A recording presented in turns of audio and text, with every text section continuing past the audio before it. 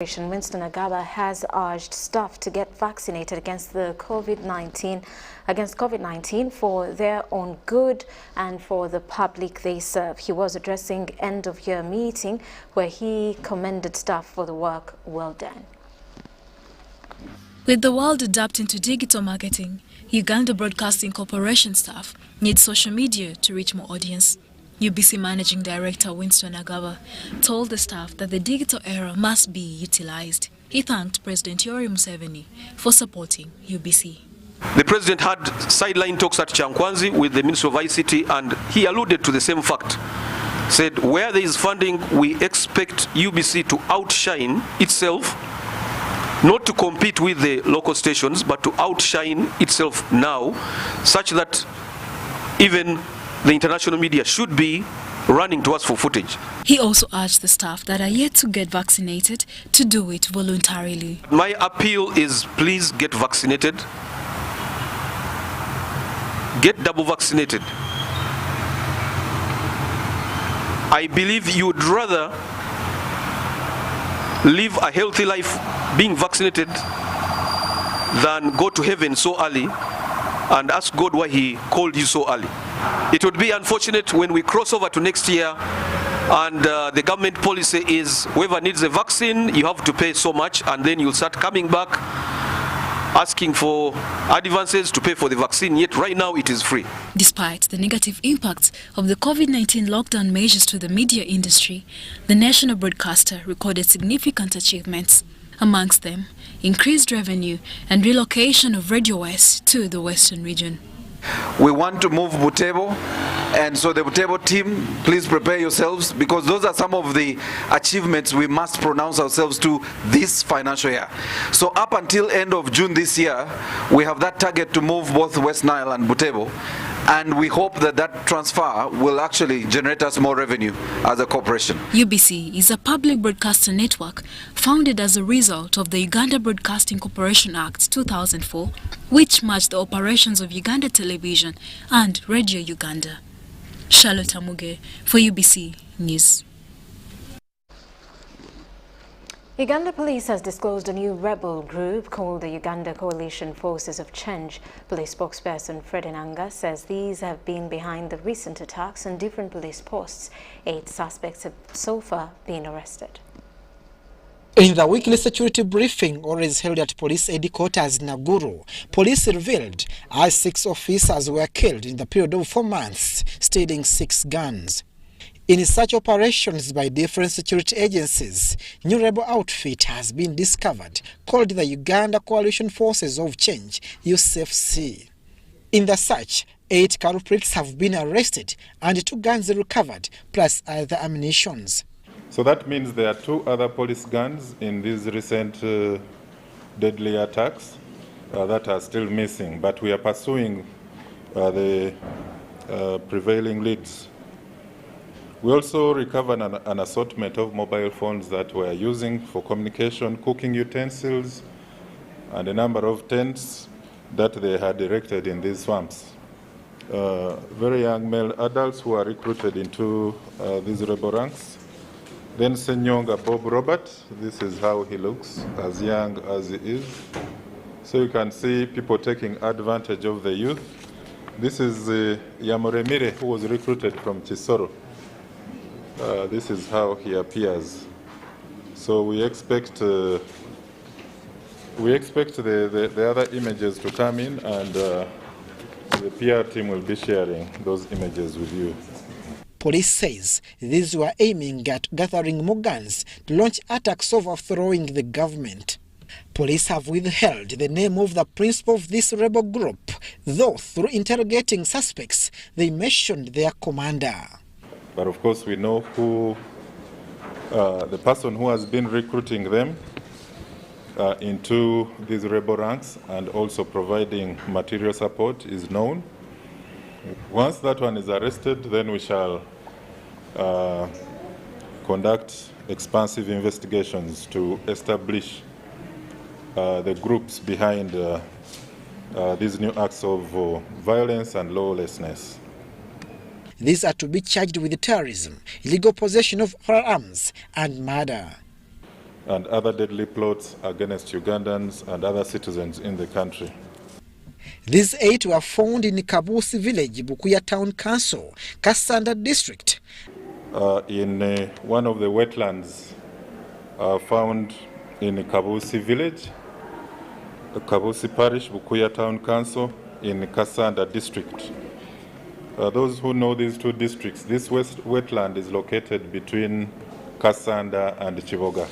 Police is leveraging on these arrested to get more culprits involving in these subversive activities. Abdul Nasiri Lubama and Nakung Irene for UBC News. All right, with that, we'll take a quick break. When we return, more details. This is News Tonight.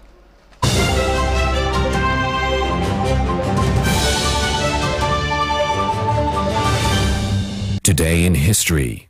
On 21st December 1908, the High Court in Entebbe dismissed a case filed by Ngonzi Chibuka and fined him 1,564 rupees and 24 cents. Chibuka had sued A.E. Barty Smith, a British resident in Uganda, whom he sold land but failed to pay him the last installment. The case was dismissed in the Magistrates Court as well as the High Court before he appealed to the East African Court of Appeal.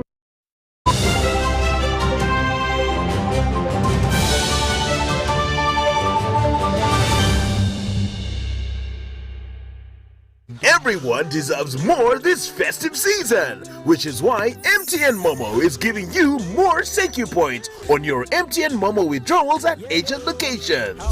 Get 150 thank you points for every 1,000 shillings spent in withdrawal fees. More thank you points means you get more free minutes, more free MBs, more free SMSs, and more free Momo Pay shopping. To use your thank you points, dial *141#. Everywhere you go, MTN.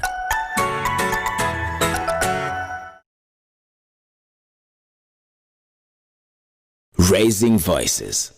I feel happy when my father spends time with me. I hope all fathers will like my father. I want my father to reach out to all fathers.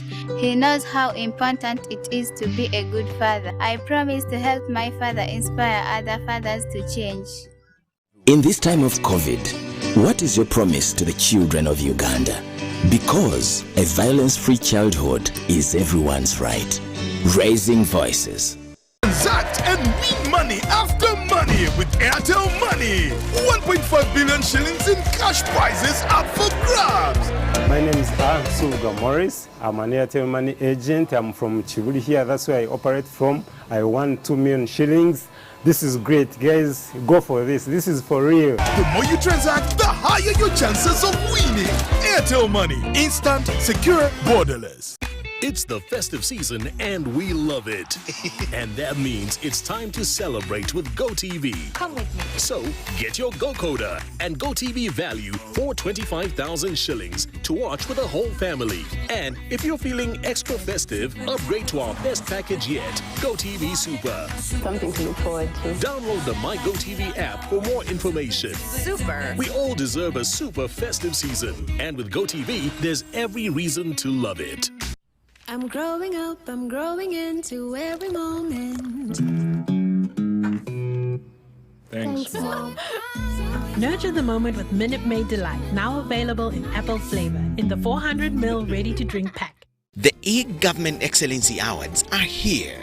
Let us appreciate government agencies that have made great strides in digital transformation for fast, convenient, and efficient service delivery to citizens. Visit www.awards.nita.go.ug to vote for your best government agency. The e-Government Excellency Awards are organized by the National Information Technology Authority Uganda in partnership with the World Bank Group, Huawei, and Ernst & Young. E-Government Excellency Awards 2021, embracing disruptive technologies. Transact and win money after money with Airtel Money. 1.5 billion shillings in cash prizes up for grabs. My name is Mulage Sahod from Tororo District. I'm so happy that I'm a lucky winner of the 10 million Uganda shillings man after money promotion with Airtel. I can't believe it. It's just like I've been reborn. It's the best day of my life. The more you transact, the higher your chances of winning. Airtel Money. Instant, secure, borderless.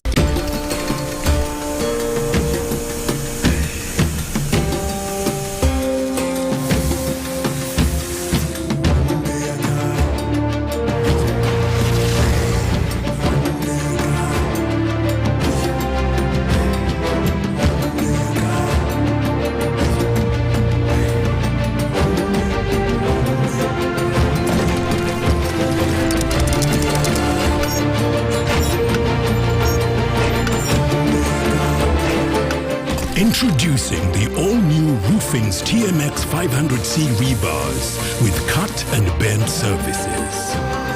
Roofing's, strength of a nation. Hello, my name is Brian Mlondo, and I'm here to show you how you pay your toll at the Kampala-Entebbe Expressway. But before you do that, make sure you have your toll cost. Could either be cash or your UPESI card. The cash should be Uganda shillings. Step 1. Slow down as you approach the toll gate at a speed of 20 kilometers per hour. Step 2. Hand over your cash or use the card reader in case you have a UPESI card. Step 3. Wait for your receipt. Step 4. Wait for the toll gate to open for you to drive through. And with those 4 simple steps, you can now enjoy your ride on the Kampala-Entebbe Expressway. For more information, please visit www.kee.go.ug or call our toll-free line 0800 270 170.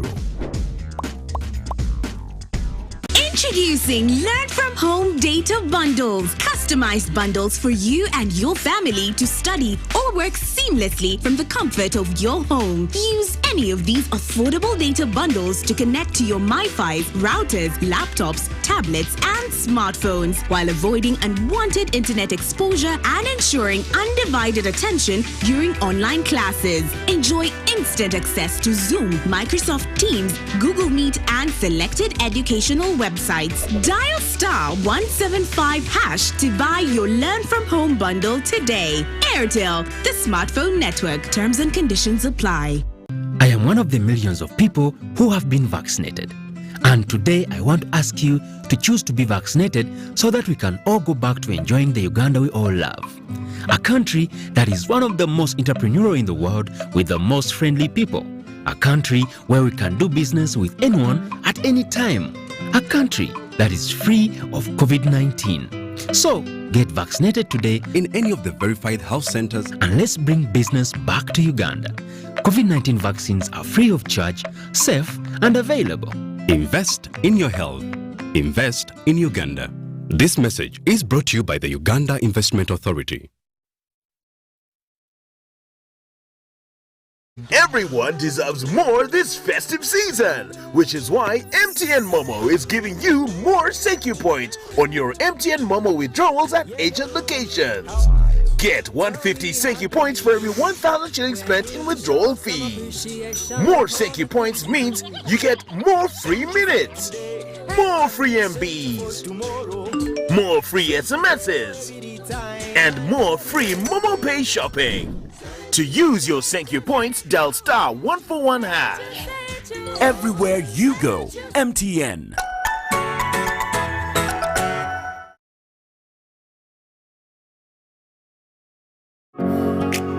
It's no secret that ICT makes learning easy. The strides made in our field could not be possible without it.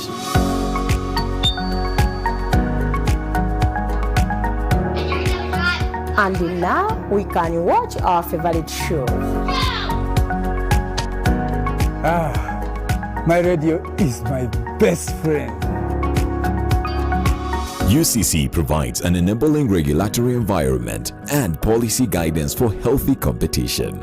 We also facilitate ease of doing business in the communications sector through licensing, standardization, spectrum management, tariff regulation, rural communication development, and consumer empowerment. An informed consumer is an empowered consumer. UCC supports local content and innovations. Driving the development of a robust communications sector in Uganda is Uganda Communications Commission.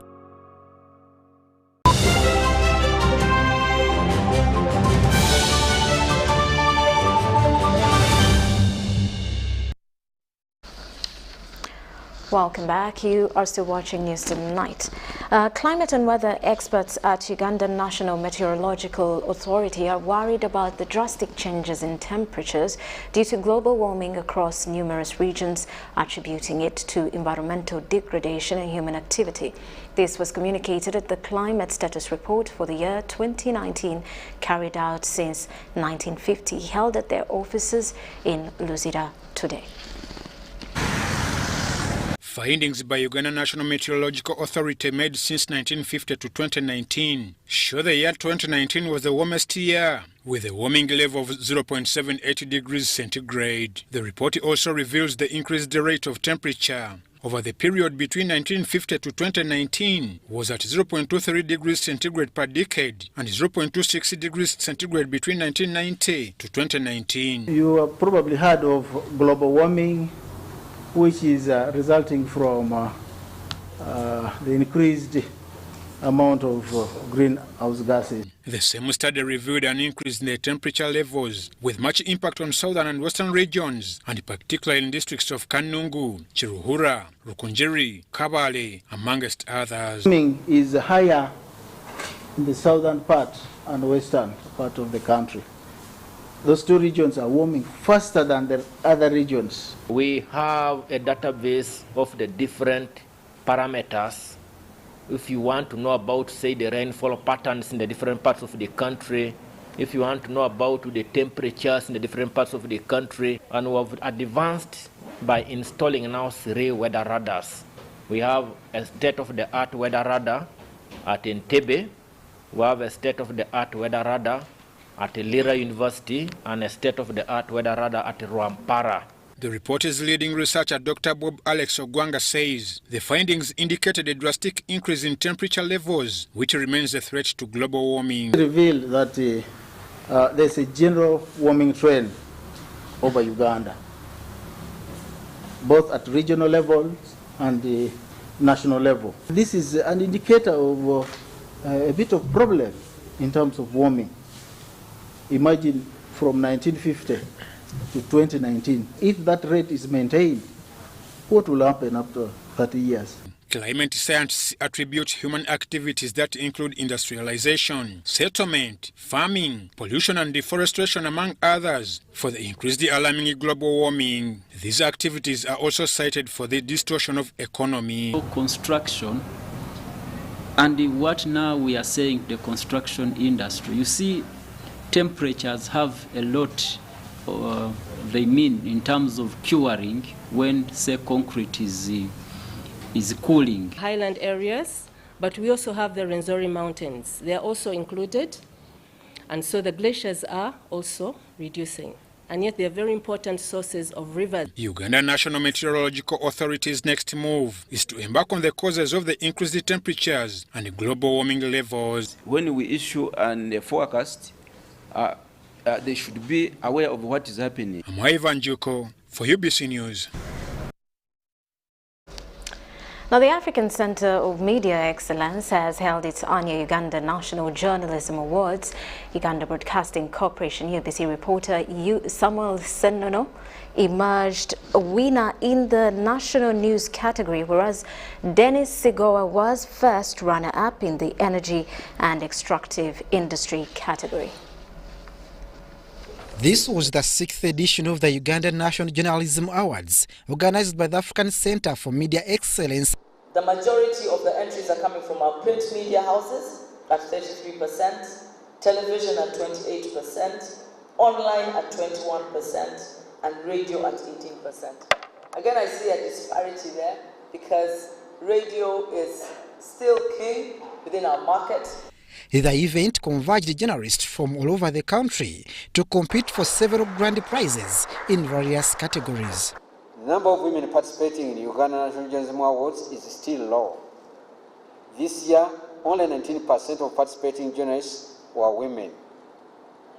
And it's from the academia, I think, the classes we taught at universities, the women have been the majority, but where they go Compared to the previous years, the national broadcaster had more entries, and this culminated with a win in the national news category. Sometime last year, we worked on a story about detecting Uganda's first COVID-19 case. It's a story whereby we go behind the scenes to see who were these people who detected this case. We go to the airport, Uganda Virus Research Institute, and Entebbe Grade B, and I'm excited that it's a story that excited the judges at ACME for the National News Reporting Award. Of course, I would say that I expected to win because of the time that we put in the story.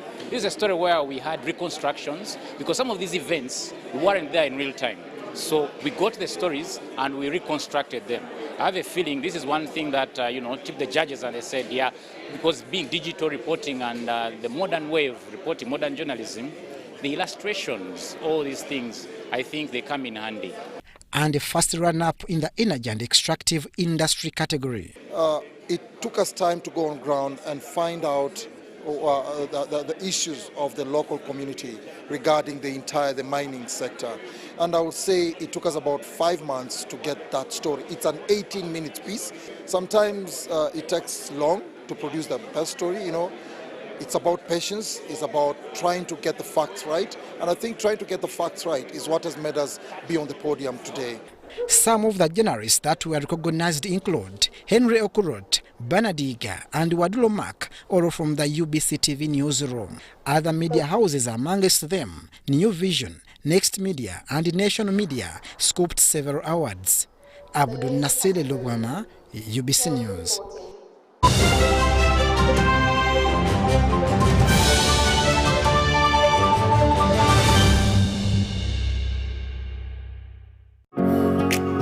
It's no secret that ICT makes learning easy. The strides made in our field could not be possible without it.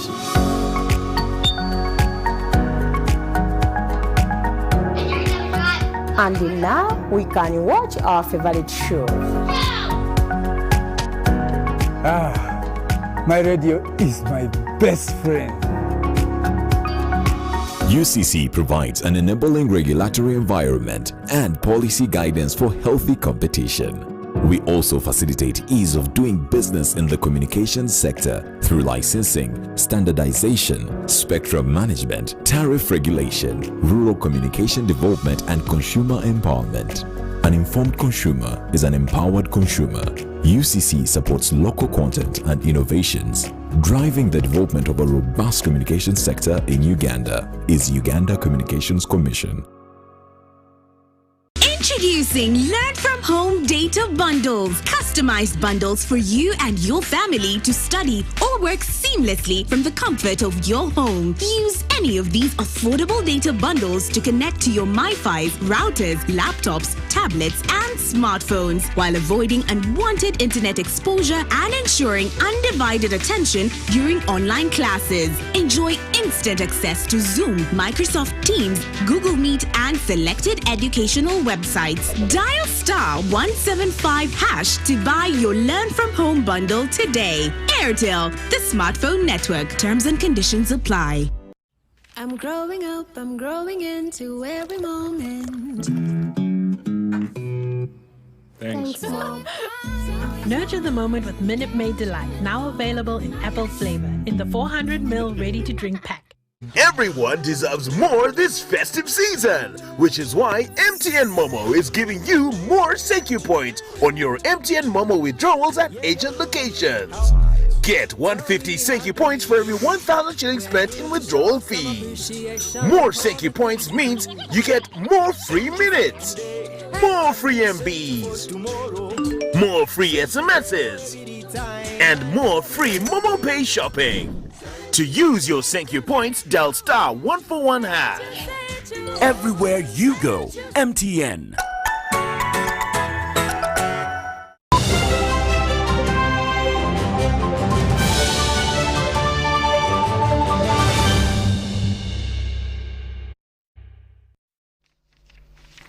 Welcome Welcome back. You are still watching News Tonight, and yes, indeed, it is a very proud moment for the national broadcaster, with our very own journalists winning a couple of awards. We see Dennis Sigor there with the Energy and Extractive Industry category, Bernard Yiga, Okurut, and as well Wadulo Mark Arnold. But today in studio we have Samuel Senono, who scooped the National News Reporting Award.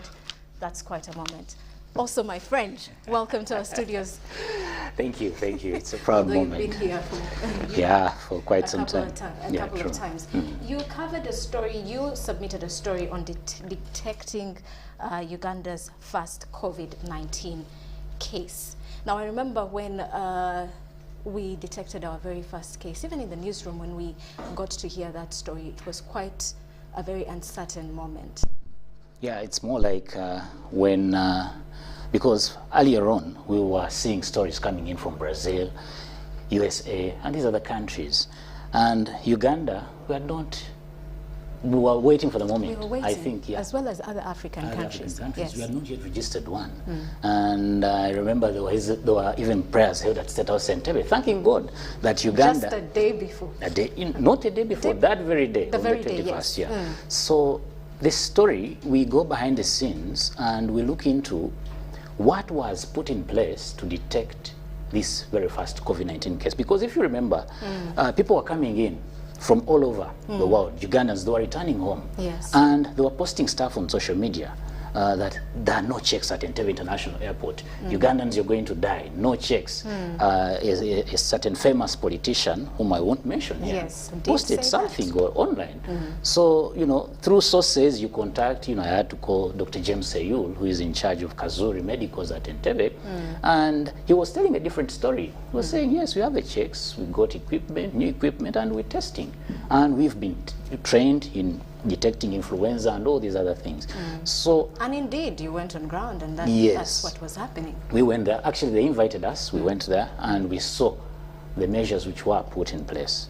Now, when COVID-19, veered its ugly head into Uganda, a case was, a press conference was called in the night, like at around 11:30. It was a Saturday. Yes. So that's where our story starts from. Yes. So the story starts from that press conference of Dr. Jane Ruth Acheng, saying that Uganda has detected our first COVID-19 case. The person we detected is a traveler from Dubai through Ethiopian Airlines. So that's where the story starts from. Before Acheng telling us that we've detected, what happened behind the scenes to reach there? You take us back to the Kazuri I take you back to technicians. Entebbe. Yes. I take you back to Kazuri medical officers, these ones who are attached to the Ministry of Health. Yes. What they were doing, how the situation was like. I also take you to Entebbe Grade B. The most exciting story is at Entebbe Grade B. Tell us about that. Because when this gentleman was, separated from the others, and because it was a suspected COVID-19, because his temperature wasn't decreasing, and later on repeat tests, because in the story Dr. James Seyul tells you that they had to carry on with repeat tests to confirm that is this person really? Yes. So when they took him to Kazuri, Entebbe Grade B, nobody wanted to draw a sample. There is a lady, she's called Lucy, she's the one who was called. She's even a Seventh-day Adventist. It was a Saturday. It was a Saturday, her off day. So she tells us all that in the story, that I'm a Seventh-day Adventist. It was my off day, but everyone was fearing. She says that they call her Kaihura because she has a lion heart. So she's the one who drew the sample. So we go all the way to UVRI, where Dr. Lutuama was the one on duty. And the story, Dr. Lutuama says that he also did, at first, he saw that it was positive and he couldn't believe it. He was alone. Take us to the testing labs. Yes, so I also take you. Weren't you scared about exposing yourself to the virus? Because later on in the story, you also go into the what? Yes, the ICU, the to ICU, see what was being yes, put for the in place. COVID-19 patients. Did you have any reservations, or did you totally rely on the PPIs that you were given? In my free time, I watch international news. Yes. The fact that I had seen people covering what was inside the ICU. It was possible for you. I also, just let me take it on. So we went into the ICUs. We went to, but the story, more of the story, because we're looking at who made the call that now we have COVID in Uganda. Okay. And when that happened, at that particular time, everyone was scared. It was an unknown. We're all just thinking of the concoctions, what to do. And it's also brought up in the story that these two ladies who handled this gentleman at Entebbe were also scared when they told them that the client that you had has tested positive. So, they locked themselves in their rooms, they isolated, they started taking concoctions and all that. So it brings out the unknown and how scared we were. About this illness. Yes, about then we used to call it the novel COVID, coronavirus, yes. How we were and how we took it on as a country. So that was the story. But I think we employed, in telling the story, we employ the aspect of reconstructions. Okay. Yeah, it's in a modern way of telling stories. If you watch PBS and all those other channels, that for some of these events you're never there in real time. Yes. You're never there in real time. But that can't limit you from telling the story or showing what could be the impression. What could have happened, you illustrate and you bring it out. I think there are some of the things that the judges looked out for and they said, at least, this is some rare storytelling, techniques. Yeah, true. Thank you very much, Samuel Senono. Thank you. A pleasure having you. Although, before you go, how long did it take for you to compile this story? Quite some time. And, the people I would want to thank in this story is my boss, Innocent Musinguzi, because when the idea was hatched and, there is reaching out to someone and in a way they foil you, and he welcomed it. But I was telling you, this is a story you're not going to have in 2 or 3 days. Yes. It's a story whereby I want you to give me time. Yes. Give me time, and when it's ready, I will tell you that it's ready. And it aired on Heroes Day. Yeah, for me, I was saying that these are the heroes we had in detecting. As the country, we were celebrating other heroes. With all due respect, they played a commendable job. But the heroes of our time, I would say, at the time when nobody knew about COVID-19, these are our heroes. These are the people on the front line. At the airport, Lucy, aka Kagura, all those people were the heroes. Yeah. That was the story. And this award goes to them, goes to our sources and UBC. Thank you very much, Samuel Senono. Welcome, Rhoda. Well, with that, we will close it off with News Tonight. We'll return at 10 o'clock with more details. Elizabeth Nakakoni on sign language. I am Rhoda Ngonzi. Do stick around.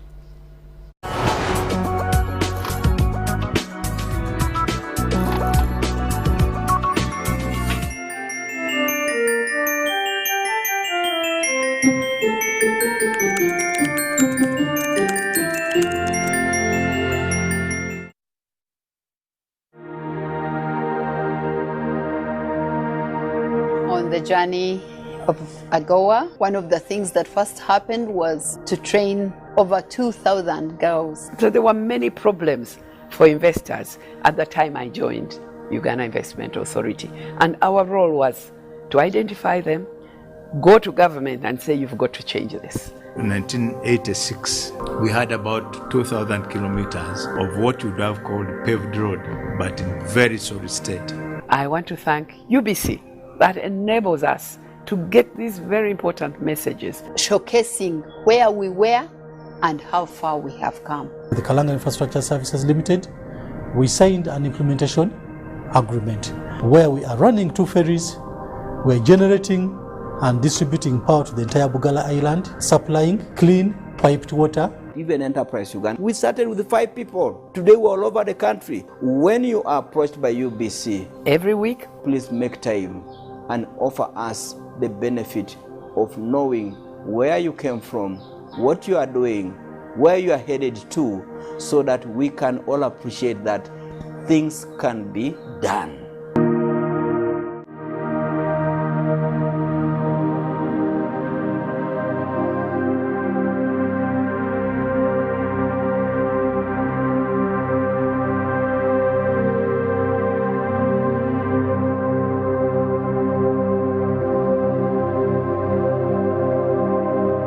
My name is Francis Peter Ojede, and I'm the Executive Director for the Uganda National Cultural Center, which most of you know it as the National Theatre. UNCC is a body established by an Act of Parliament. Before I go on, let me seek permission from you so that I remove my mask because I am alone, so that I can be audible. So thank you very much for the permission that you've granted me. Now, as I was saying, the Uganda National Cultural Center was established in 1959 by an Act of Parliament, and it was established with the aim of preserving, promoting, and popularizing art and culture in Uganda. And basically, as this was being established, during the colonial days, people did not have entertainment. I would say it edutainment, educational programs and then entertainment. And therefore things that would be communicated from Parliament and also things that needed to be demonstrated, in a way that people, the local community could see, could not be done. So they established what we now call here a headquarters of the National Theatre, which was linked between Parliament and also UBC. UBC was then to air whatever was decided and whatever was coming out of this. That is how it started, so that it became a medium of communication and a medium of information and educating the public. So that's why UNCC was established. We definitely, the main vision and mission of Uganda National Cultural Center, we have it as a center of excellence in nurturing culture as a primary driver for national development in Uganda. And you can see that is very catchy. We want to be in line with the development of Uganda. And our mission is to preserve, develop, and promote Uganda's culture globally and also internally for national development. So this is our mission. And therefore you realize from this mission, the vision and mission, that our main objective, as you would see, the main aim objective of this institution is, one, to primarily be a supportive institution of government in terms of basically, one, trying to preserve our cultures, because we have a diverse culture. If you could be knowing, out of the 52, now it is 54 communities and cultures, we want to preserve it, because cultures can easily go away, and culture is the best for any development. So we are there to preserve it, and then we're also not only preserving, we also promote it. We want people to know it, because it is not only good to keep it, but to make people understand it and people appreciate it. So we promote it. We tell people all the details of our cultures. And then we popularize. Popularize meaning that we go into the air, we act with the radio stations, TVs, and all the communication medium to be able to popularize it, make people appreciate it, because it's also consumable. As you will see later on, it is becoming what we call a creative industry. It is creative, and meaning that it should be consumed, and therefore people in it should be able to get money out of it. Those are some of the things that we do. Now, the activities that we do here, as the name depicts, you realize that we have, as I said, art and culture. And we in our art and culture, there are about 8 domains. And out of these 8 domains, the key ones that most of you know is the performing, what we call the performing art. And I will explain that later. We have the performing art, we have the visual art, then we have the audio visual art, and then we have the literary art, which is actually books and so on, books and literary art. And then we have the heritage, which most of you are familiar with. We're looking at our heritage and so on. And then there are also managers of this or administrators of these sectors. They're also under that. So there are 8 domains, and I may not tell you all of them, but I want to pick out about 3 of them, and blow it a little bit. Now, the 3 that I want to bring out, and that brings the activities, the performing art. In the performing art, you realize that you'll find things like music, dance, drama, the things that involves movement of bodies and also voice. You'll see them if you come to the theater. You'll say people coming to watch comedy, people coming to watch films, people coming to watch plays, and all that. That is underperforming, because you see there's action in it, and that's why we call it performing art. All those range are underperforming art, and those activities are aimed at making people to be entertained, people to be educated, and also sometimes to be able to popularize this thing, our cultures in form, and that is a means in which we used to perform. The other one, which many people, and that one was mainly used, we used to use a lot of that in the National Theatre here. Then we have what we call the visual art. The visual art is a very interesting one, because these are things that you just see. It is made, you see it. You'll find paints. Somebody has painted a very nice picture, just like the one behind me of the president. If it was painted, you would find it, very interesting, because it is an artist who does the painting. And then, apart from that, you'll find sculptures. We've made sculptures. If you went to this town now, you'll find that